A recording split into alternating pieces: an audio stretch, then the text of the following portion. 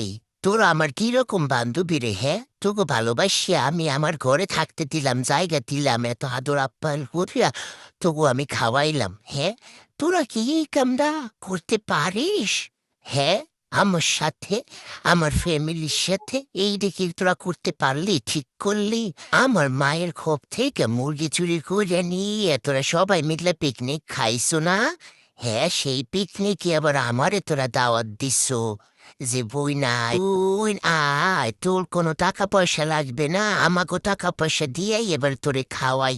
সবসময় তো তোর টাকা দিয়েই খাই, তাহলে এবার একটু আমার টাকা দিয়ে তোরা খা। এই মিথ্যা কথা কইয়া আমারে নিয়ে আমাকে খুব থেকে তোরা মুরগি চুরি করে নিয়ে সবাই মিলে পিকনিক খাও।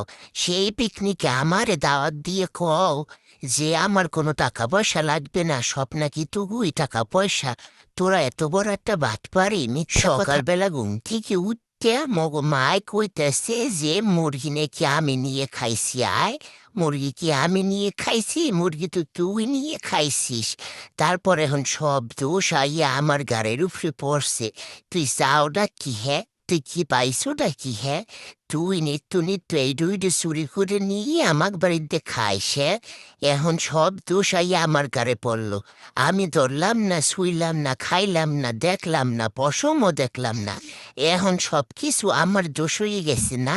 আমি তোরে একবার আমার হাতের কাছে পাইয়েলে তখন তোরে বুঝো মনে যে মাসে কয়দিন হয়। হ্যাঁ, আমি যে মুরগি চোখেই দেখি না, হে মুরগি দায়বার এখন আমার ঘরে ইয়ে পড়লো। আমার মা সকাল উঠতেই আমারে কইতেছে যে মুরগি কি করছো, মুরগি নিয়ে কোন জায়গায় কি খাইছো এই শীতের মধ্যে, আমার এতে কৈফত দে।